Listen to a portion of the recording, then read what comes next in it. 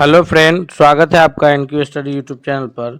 सक्षमता परीक्षा 2 से संबंधित या पहला प्रैक्टिस सेट लेकर के आए हैं, जिसमें हम लोग सामान्य अध्ययन से संबंधित इतिहास, भूगोल, विज्ञान और भारतीय राजनीति यानी भारतीय संविधान से महत्वपूर्ण एक एक प्रश्नों को उसके उत्तर की व्याख्या के साथ देखेंगे। तो आइए बिना देर किए हुए चैनल को सब्सक्राइब करते हुए आगे बढ़िए। देखते हैं हम लोग अपने स्क्रीन पर पहला प्रश्न। सवाल आ गया है। क्वेश्चन है कि असहयोग आंदोलन जब शुरू हुआ था उस समय भारत के वायसराय कौन थे। असहयोग आंदोलन कब शुरू हुआ? तो असहयोग आंदोलन की जो शुरुआत हुई है या 1919 में जो रॉलेट एक्ट आया था, रॉलेट एक्ट के तहत जो था कि नो अपील, नो दलील, नो वकील, शक के आधार पर किसी भी भारतीय को गिरफ्तार किया जा सकता था और उसके विरुद्ध जो है मुकदमा चलाया जा सकता था। तो इसी के विरुद्ध में जो है जलियांवाला बाग कांड, हत्याकांड हुआ और फिर उसके बाद जो है ये लोगों ने ये असहयोग आंदोलन की शुरुआत गांधी जी के नेतृत्व में 1920 में शुरू हुआ। तो जब असहयोग आंदोलन भारत में चल रहा था उस वक्त यहाँ के जो वायसराय थे वो लॉर्ड चेम्सफोर्ड थे।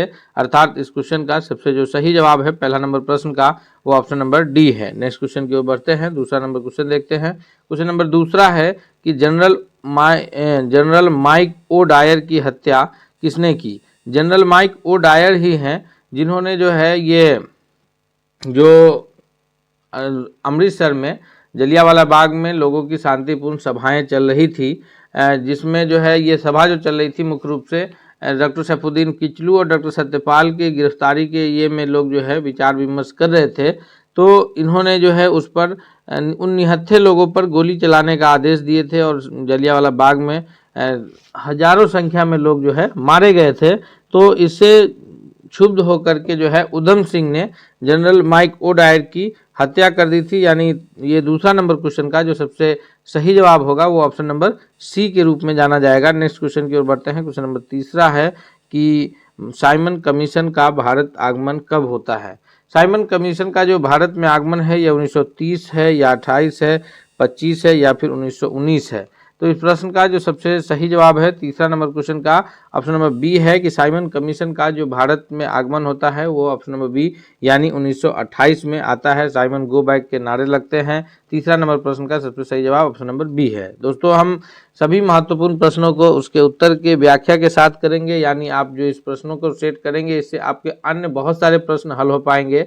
इसलिए हम आपसे रिक्वेस्ट करते हैं कि अगर आप अब तक चैनल पर नए हैं, चैनल को सब्सक्राइब नहीं किया है तो प्लीज़ आप एक बार चैनल को सब्सक्राइब करके बेल आइकन को दबा लीजिए ताकि कोई भी जो अपडेट्स आएगा तो वो सबसे पहले आप तक पहुंचेगा। अगले सवाल की ओर बढ़ते हैं हम लोग। चौथा नंबर क्वेश्चन है कि भारतीय कम्युनिस्ट पार्टी का अस्तित्व में किस वर्ष आया? भारतीय कम्युनिस्ट पार्टी जो अस्तित्व में आया है या 1912 है, 15 है या 1918 या फिर 1925? तो भारतीय कम्युनिस्ट पार्टी की जो स्थापना का सबसे ये करेक्ट आंसर है ऑप्शन नंबर डी है कि 1925 में भारतीय कम्युनिस्ट पार्टी अस्तित्व में आया। लेकिन वहीं अगर प्रश्न आए कि एम.एन. रॉय के नेतृत्व में जो भारतीय कम्युनिस्ट पार्टी की ताशकंद में कब स्थापना होती है, तो इस प्रश्न का सबसे सही उत्तर हो जाएगा कि एम.एन. रॉय के नेतृत्व में भारतीय कम्युनिस्ट पार्टी की ताशकंद में जो स्थापना होती है वो 1920 ईस्वी में, याद रखिएगा, आज से मतलब 1925 से 5 वर्ष पहले।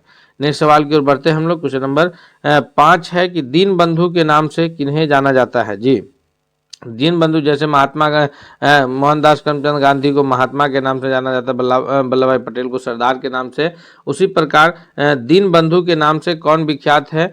जी.एस. खड़पड़े हैं, आचार्य नरेंद्र देव हैं या फिर चित्तरंजन दास हैं या सी.एफ. एंड्रयूज हैं। तो इसमें दीन बंधु के नाम से जो है वो सी.एफ. एंड्रयूज को जाना जाता है।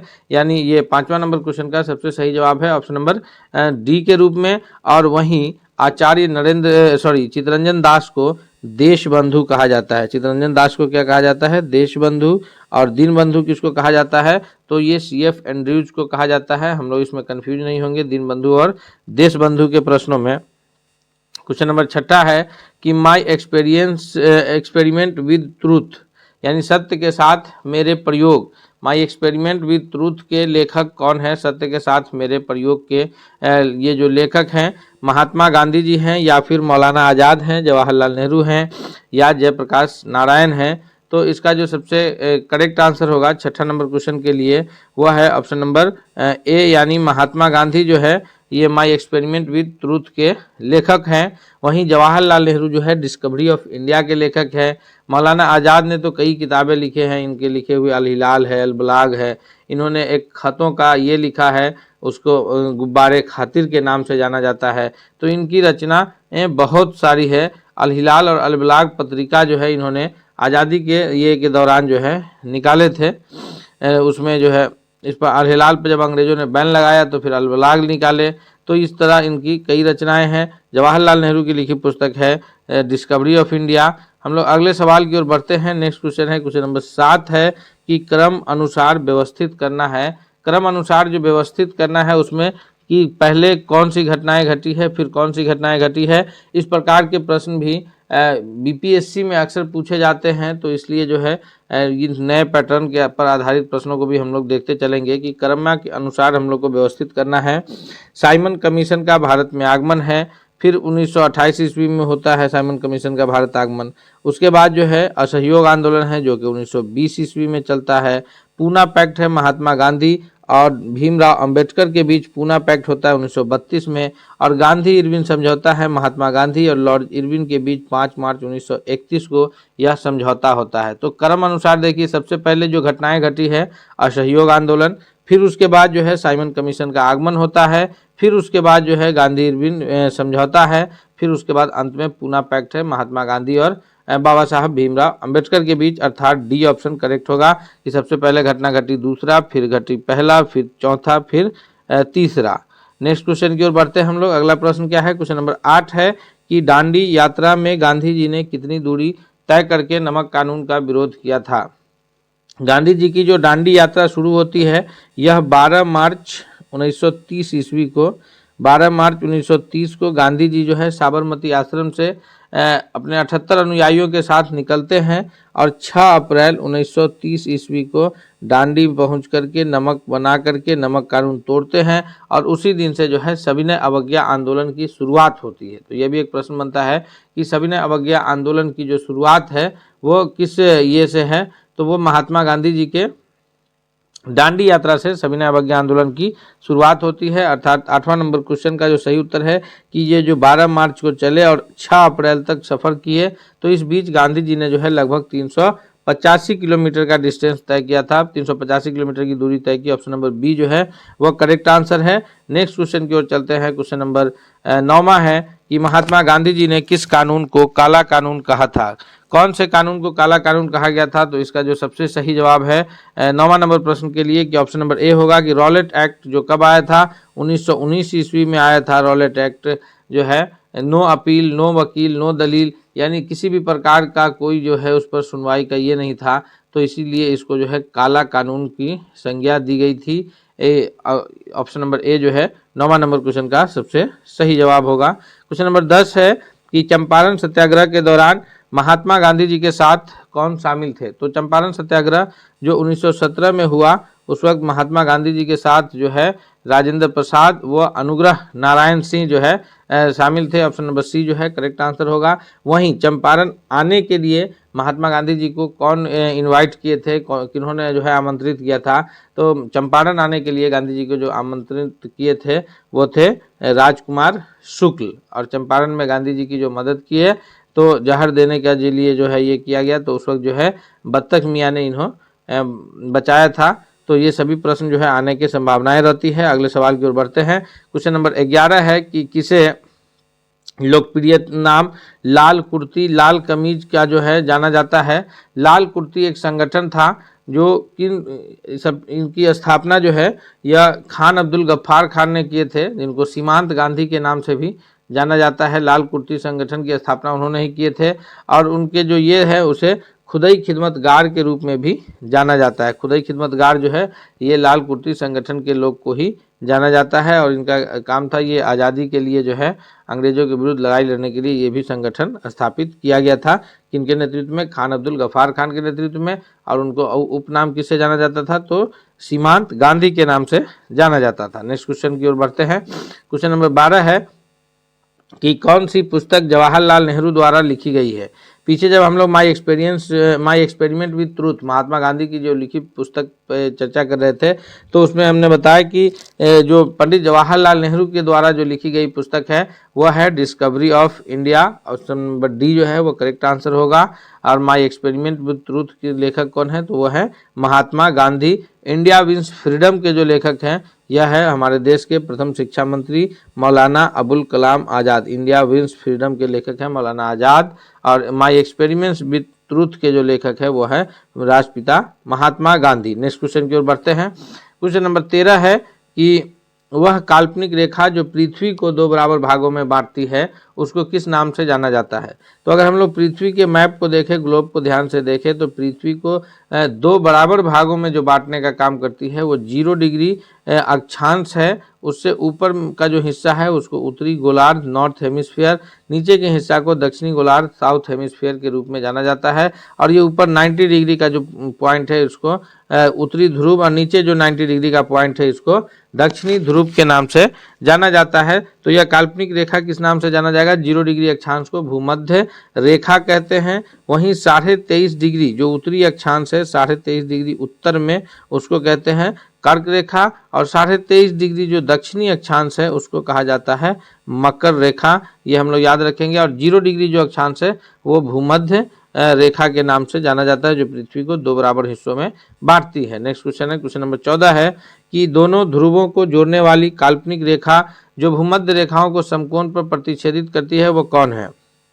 तो पृथ्वी का जो मैप है ऊपर में नॉर्थ पोल नीचे में साउथ पोल, इन दोनों ध्रुव को जो जोड़ने वाली रेखा है जो इसको 0 डिग्री अक्षांश को समकोण पर विभाजित करती है, इसको किस नाम से जाना जाता है। तो यह जो है इसका सबसे सही उत्तर होगा कि इसको जो है देशांतर रेखा के नाम से जाना जाता है।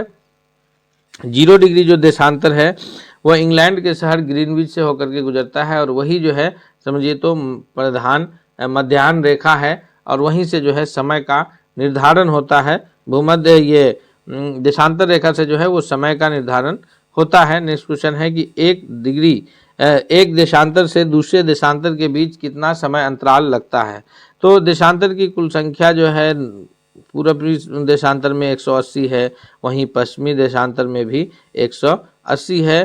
तो प्रत्येक डिग्री देशांतर को पार करने में जो है पृथ्वी को सूरज की परिक्रमा के दौरान हर एक डिग्री देशांतर पर जो सूरज की रोशनी पड़ती है वो लगभग 4 मिनट का समय लगता है। इस प्रकार जो है ये कुल 1 घंटे में जो है 15 डिग्री देशांतर की दूरी तय होगी, क्योंकि 1 मिनट में जो है 1 डिग्री देशांतर में जो है वो 4 मिनट का समय लगता है।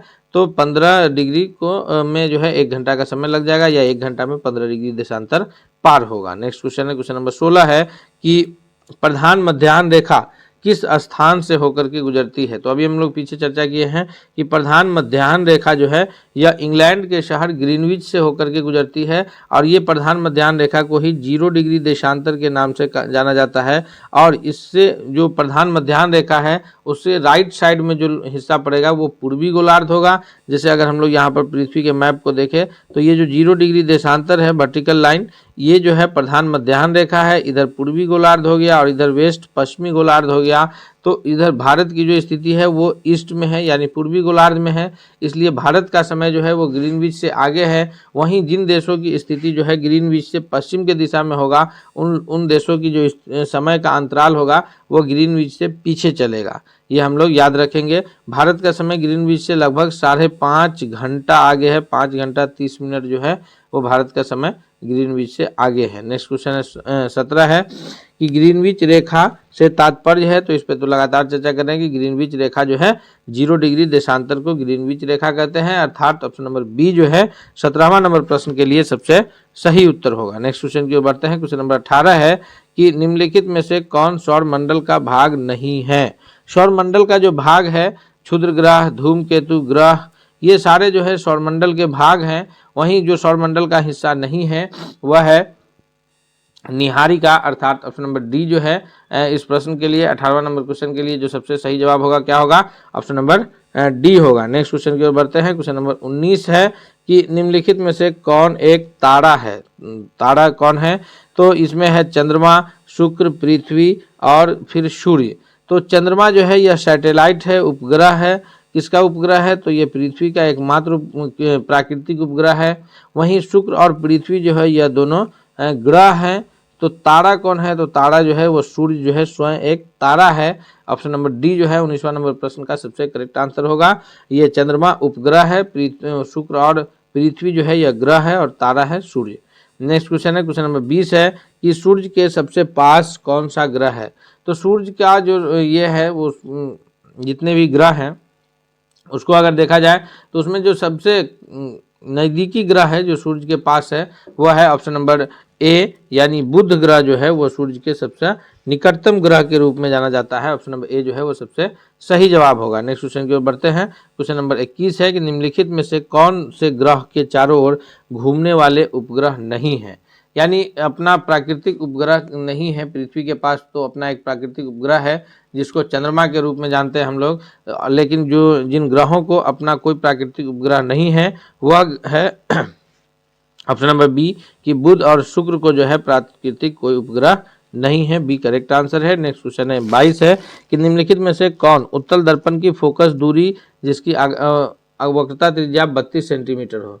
दोस्तों अभी हम लोग जो है इतिहास के बाद भूगोल से रिलेटेड महत्वपूर्ण प्रश्न कर चुके हैं। अब हम लोग विज्ञान से रिलेटेड प्रश्नों को देख रहे हैं, इसलिए हम आपसे एक बार फिर रिक्वेस्ट करते हैं कि अगर आप अब तक चैनल पर नए हैं तो प्लीज़ आप चैनल को जरूर सब्सक्राइब करके बेल आइकन को दबा लीजिए ताकि कोई भी अपडेट्स आए तो सबसे पहले जो है वो आप तक पहुँचेगा। और साथ ही साथ एक और रिक्वेस्ट है कि अगर आपको यह वीडियो पसंद आ रहा है तो इसको लाइक करते हुए दोस्तों के बीच शेयर कीजिएगा और अंत में कमेंट करके भी जरूर बताइएगा कि यह वीडियो आपको कैसा लगा। क्वेश्चन नंबर 22 है कि निम्नलिखित में से कौन उत्तल दर्पण की फोकस दूरी है जिसकी वक्रता त्रिज्या 32 सेंटीमीटर है? तो उत्तल दर्पण की जो फोकस दूरी होगी तो f इज इक्वल टू होता है r/2। फोकस दूरी f बराबर त्रिज्या का आधा, तो त्रिज्या 32 है तो 32 का आधा कितना हो जाएगा? 16, अर्थात ऑप्शन नंबर सी जो है वो करेक्ट आंसर होगा। उत्तल दर्पण है इसलिए +16, ऑप्शन नंबर सी जो है वो सबसे सही जवाब होगा। नेक्स्ट क्वेश्चन की ओर बढ़ते हैं। क्वेश्चन नंबर 23 है कि कौन सा बुझा हुआ चूना है? बुझा हुआ चूना का जो रासायनिक नाम है वह है CaCO3, यानी इसको जो रासायनिक नाम है वो क्या है? Calcium carbonate.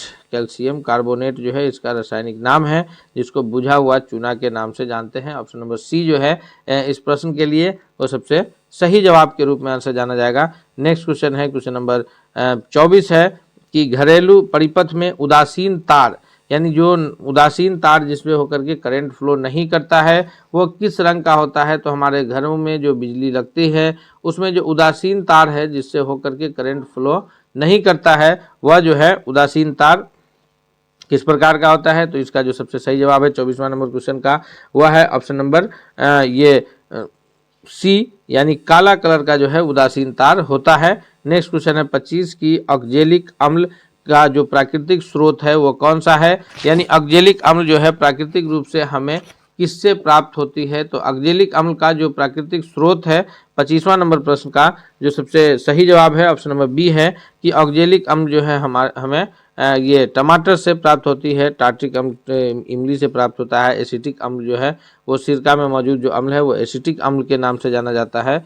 नेक्स्ट क्वेश्चन की ओर बढ़ते हैं। अगला क्वेश्चन देखते हैं। क्वेश्चन नंबर 26 है कि निम्नलिखित में से कौन आहार श्रृंखला का निर्माण करता है? आहार श्रृंखला का निर्माण करने का तात्पर्य है कि किससे किसको भोजन की प्राप्ति होती है? तो इसका जो सबसे करेक्ट आंसर है कि बी, यानी घास, घास से बकरी तथा मानव, यानी घास पर जो है घास एक स्वपोषी है, वो अपना भोजन स्वयं बनाता है, फिर उस पर डिपेंडेंट है बकरी, और फिर मानव जो है वो घास और बकरी दोनों पर डिपेंडेंट है। तो सही आहार श्रृंखला जो बनेगा वो ऑप्शन नंबर बी बनेगा कि ये जो घास है वो स्वपोषी है, बकरी तथा मानव घास पर भी डिपेंडेंट है, वहीं मानव जो है वो घास और बकरी दोनों पर डिपेंडेंट है। नेक्स्ट क्वेश्चन है, क्वेश्चन नंबर 27 है कि एक हॉर्स पावर HP का अर्थात यह है हॉर्स पावर अश्व शक्ति जो है वह कितना के बराबर होता है? तो शक्ति का जो एसआई मात्रक है वो वाट होता है। शक्ति का एसआई मात्रक क्या होता है? वाट होता है, वो जिसको W संकेत से लिखा जाता है। और एक हॉर्स पावर जो है 1 HP जो है यह लगभग 746 वाट के बराबर होता है। ऑप्शन नंबर ए जो है 27वां नंबर प्रश्न का सबसे सही जवाब होगा। 27वां नंबर क्वेश्चन के लिए सबसे करेक्ट आंसर क्या होगा? ऑप्शन नंबर ए होगा। नेक्स्ट क्वेश्चन की ओर बढ़ते हैं। क्वेश्चन नंबर 28 है कि विद्युत फ्यूज जो है यह विद्युत धारा के किस प्रभाव पर कार्य करता है। तो इसका जो सबसे करेक्ट आंसर है 28वां नंबर प्रश्न का वह है ऑप्शन नंबर ए कि विद्युत फ्यूज जो है वो विद्युत धारा के ऊष्मीय प्रभाव पर कार्य करता है, यानी ऊष्मा अधिक होने की स्थिति में जो है विद्युत फ्यूज जो है वो गल जाता है और गल करके परिपथ को ब्रेक करता है, और परिपथ को ब्रेक करता है इसलिए उसके आगे जो भी इक्विपमेंट लगे होते हैं वो सभी सेफली बच जाते हैं। नेक्स्ट क्वेश्चन की ओर बढ़ते हैं। क्वेश्चन नंबर 29 है कि ऊर्जा का सबसे अधिक प्रत्यक्ष एवं विशाल स्रोत क्या है। प्रत्यक्ष यानी जिससे हमें डायरेक्ट ऊर्जा की प्राप्ति होती है, और विशाल यानी उतना बड़ा ऊर्जा का दूसरा कोई फिर स्रोत नहीं है। तो ऊर्जा का जो कोयला है जो कि नवीकरणीय संसाधन है, यानी आज न कल कोयला जो है वो खत्म हो जाने वाला संसाधन है। बिजली है जो कि पानी, कोयले इत्यादि से जो है ये उत्पादित होता है, परमाणु बम। लेकिन इसमें सब में जो सबसे अधिक सर्वाधिक डायरेक्ट और सबसे बड़ा विशाल स्रोत है वो सूर्य है। ऑप्शन नंबर सी जो है 29वां नंबर प्रश्न के लिए सबसे करेक्ट आंसर होगा। नेक्स्ट क्वेश्चन की ओर बढ़ते हैं। क्वेश्चन देखते हैं हम लोग। क्वेश्चन नंबर 30 है कि टिहरी बांध जो है वो किस नदी पर बनाया गया है। जी, टिहरी बांध इनमें से गंगा नदी पर बनाया गया है, या फिर सतलज या यमुना या फिर नर्मदा। तो इसका करेक्ट आंसर है ऑप्शन नंबर ए कि टिहरी बांध जो है वो गंगा की ये नदियां हैं, भागीरथी और भिलंगना उस पर जो है मुख्य रूप से बनाई गई है, अर्थात ऑप्शन नंबर ए जो है 30वां नंबर प्रश्न के लिए सबसे करेक्ट आंसर होगा। नेक्स्ट क्वेश्चन है क्वेश्चन नंबर 31 है कि सौर सेल बनाने में किसका उपयोग किया जाता है। जी, सौर सेल यानी सूरज की रोशनी से ऊर्जा लेकर के फिर उसे विद्युत में परिवर्तित करने के लिए जो है सौर सेल का जो निर्माण होता है वह कैसे होता है, किसकी मदद से होता है। तो इस 31वां नंबर प्रश्न का जो सबसे करेक्ट आंसर होगा दोस्तों वह होगा ऑप्शन नंबर डी के रूप में कि सिलिकन जो है, जो कि सिलिकन क्या है कि धातु और अधातु के बीच उपधातु के रूप में यह जाना जाता है। सिलिकन है, जर्मेनियम है, ये दोनों जो है धातु और अधातु के बीच में उपधातु के रूप में जाना जाता है, यानी इसको कहा जाता है सेमी कंडक्टर। रूम टेम्परेचर पर यह अधातु की तरह बिहेव करता है, फिर टेम्परेचर बढ़ाने पर जो है ये धातु की तरह कार्य करने लगता है।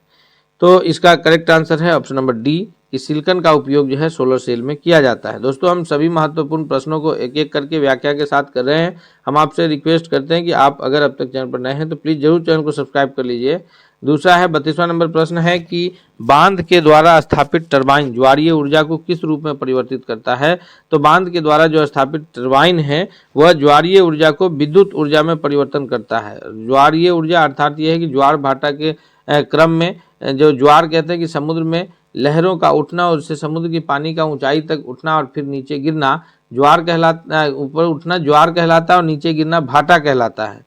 तो इसमें जो है बांध बना करके पानी को इकट्ठा किया जाता है, फिर उस पानी को जल विद्युत परियोजना के लिए इस्तेमाल किया जाता है। नेक्स्ट क्वेश्चन है 33 है कि संविधान सभा में संविधान की अंतिम रूप से किस दिन पारित किया। तो संविधान सभा ने संविधान को जो अंतिम रूप से पारित किया है, 33वां नंबर सवाल का जो सही उत्तर है ऑप्शन नंबर सी है कि 26 नवंबर 1949 ईस्वी को। यही कारण है कि हर वर्ष हम लोग 26 नवंबर को जो है संविधान दिवस के रूप में मनाते हैं। लेकिन हमारा संविधान जो लागू हुआ है वह 26 जनवरी 1950 को हुआ है, जिसको हम लोग गणतंत्र दिवस के रूप में मनाते हैं। क्वेश्चन नंबर 34 है कि संविधान पांडुलेख समिति में निम्नलिखित में से कौन से सदस्य शामिल नहीं थे। संविधान का जो पांडुलेखी समिति था उसमें मोहम्मद सादुल्ला शामिल नहीं है, या के एम मुंशी, ए के अय्यर या फिर जवाहरलाल नेहरू। तो इसका करेक्ट आंसर है ऑप्शन नंबर डी कि संविधान के पांडुलेखन में जो है हमारे प्रथम प्रधानमंत्री जवाहरलाल नेहरू शामिल नहीं थे। नेक्स्ट क्वेश्चन है 35 की भारतीय संविधान सभा में महिला सदस्यों की कुल कितनी संख्याएं थी। कितनी महिला सदस्य भारतीय संविधान का निर्माण का जब कार्य चल रहा था तो उसमें कितने महिला सदस्य जो है वो कार्यरत थी। इस 35वां नंबर क्वेश्चन का करेक्ट आंसर है ऑप्शन नंबर डी कि 15 महिला सदस्यों की उसमें भागीदारी थी। नेक्स्ट क्वेश्चन की ओर बढ़ते हैं। क्वेश्चन नंबर 36 है कि भारतीय संविधान के किस भाग को उसकी आत्मा की आख्या प्रदान की गई है। आत्मा किसको कहा गया है, तो मौलिक अधिकार को, या फिर उसके डायरेक्टिव प्रिंसिपल को, यानी राज्य के नीति निर्देशक तत्व को। यह भारतीय संविधान का सभी अनुच्छेद जो है आत्मा के रूप में जाना जाता है, या फिर प्रस्तावना। तो सबसे जो सही उत्तर है ऑप्शन नंबर ए है कि प्रस्तावना को जो है वो भारतीय संविधान के आत्मा के रूप में माना गया है। नेक्स्ट क्वेश्चन है क्वेश्चन नंबर 37 है कि धर्मनिरपेक्षता का अर्थ क्या है। धर्मनिरपेक्षता शब्द का जो अर्थ है कि राज्य सरकार का द्वारा किसी भी धर्म को स्वीकार नहीं किया जाना। राज्य सरकार का अपना कोई धर्म नहीं होगा, वहीं राज्य के प्रत्येक नागरिकों का यानी देश के हर एक नागरिकों का जो जिस धर्म को अपनाना चाहे वो अपना सकते हैं, लेकिन राज्य सरकार का जो है इसमें अपना कोई धर्म नहीं होगा। धर्मनिरपेक्षता का मूल अर्थ यही है। नेक्स्ट क्वेश्चन की ओर बढ़ते हैं। क्वेश्चन नंबर 38 है कि संविधान में प्रस्तावना में प्रयुक्त शब्द सेकुलर्स यानी समाज सेकुलर का अर्थ क्या है। पंथ निरपेक्ष जो शब्द है कि सभी नागरिकों को धर्म उपासना की स्वतंत्रता देना, या फिर एक ईश्वरवाद या बहु ईश्वरवाद या सभी धर्मों की अस्वीकृति। तो सेकुलर शब्द जो है कहीं भी सभी धर्म को अस्वीकृत नहीं करता है। सेकुलर शब्द का अर्थ यह है कि सभी नागरिकों को धर्म एवं उपासना की स्वतंत्रता, और यह भारतीय संविधान का मूल अधिकार में भी शामिल है कि भारत के नागरिकों को जो है अधिकार प्रदान किए गए हैं। उसमें से एक अधिकार ये भी है कि भारतीय नागरिकों को धार्मिक स्वतंत्रता का अधिकार दिया गया है। नेक्स्ट क्वेश्चन है क्वेश्चन नंबर 39 है कि समाजवाद का अर्थ क्या है। समाजवाद का अर्थ सामाजिक नियंत्रण है या राष्ट्रीयकरण है, सामाजिक न्याय है या फिर सामाजिक स्पर्धा है। तो इसका जो करेक्ट आंसर है 39वां नंबर प्रश्न का ऑप्शन नंबर सी होगा कि सामाजिक न्याय है। सामाजिक न्याय से तात्पर्य यह है कि समाज में किसी भी आधार पर कोई भेदभाव नहीं है, चाहे वह जाति के आधार पर हो, चाहे वह धर्म के आधार पर हो, भाषा के आधार पर हो, या फिर ये भाषा धर्म लिंग किसी भी आधार पर समाज में रहने वाले लोगों के साथ कोई भेदभाव नहीं है। सामाजिकरण का मूल अर्थ यही है समाजवाद का कि सामाजिक न्याय वहां स्थापित हो। नेक्स्ट क्वेश्चन है क्वेश्चन नंबर 40 है कि 42वें संविधान संशोधन के द्वारा 1976 में प्रस्तावना में किस शब्द को नहीं जोड़ा गया है। तो 1976 में जो प्रस्तावना में जोड़े गए शब्द है धर्मनिरपेक्ष, समाजवाद, एकता और अखंडता। जो नहीं जोड़े गए हैं वह गुट निरपेक्ष है, यानी ऑप्शन नंबर सी जो है इसका करेक्ट आंसर है। दोस्तों हम लोग अभी 40 महत्वपूर्ण प्रश्नों को जो है उसके उत्तर के एक एक व्याख्या के साथ कंप्लीट किए हैं। हम उम्मीद करते हैं कि आपके आने वाले परीक्षा में बहुत ही लाभकारी और हितकारी साबित होगा। इसलिए आपसे रिक्वेस्ट भी है कि अगर आप चैनल पर नए हैं, चैनल को सब्सक्राइब नहीं किया है, तो प्लीज़ आप चैनल को सब्सक्राइब करके बेल आइकन को दबा लीजिए ताकि कोई भी अपडेट्स आए तो सबसे पहले आप तक पहुँचे। मिलते हैं हम लोग अगले सेट के साथ, तब तक के लिए धन्यवाद।